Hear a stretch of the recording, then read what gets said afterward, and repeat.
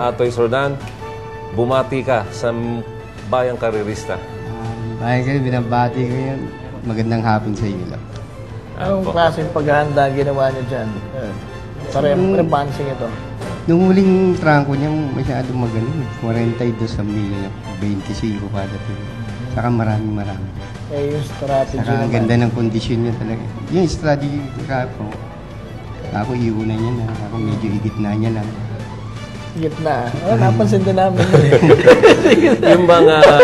yung bang pag sabi mo ng igitna niya na may inaabangan kang sitwasyon na mapapabor sa inyo?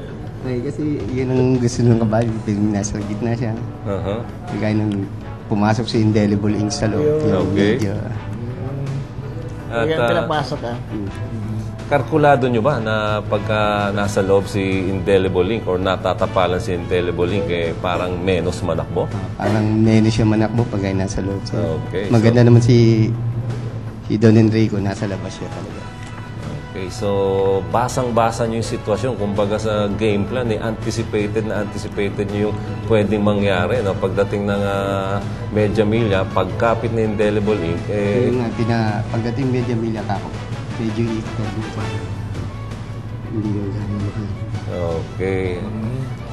muli maghaharap. Sa murang edad ni Don Enrique, sigurado pan-triple crown ito. Pero bago mag-triple crown, makikita pa ba ito ng bayang karirista? Andiyan sa Diamond 1. Yung April. sabi natin, April 6. Ito yung karera nyo kanina. This part of the race, masasabi mo bang in the bag na ang panalo ni Don Enrico? Ay, di sa rekta ako, malaki na panalo. Okay. At dito, talagang nasa gitna pa rin si Don Enrico, no? At yun na nga. Dati, JB Cordero sumasakay dito, di ba?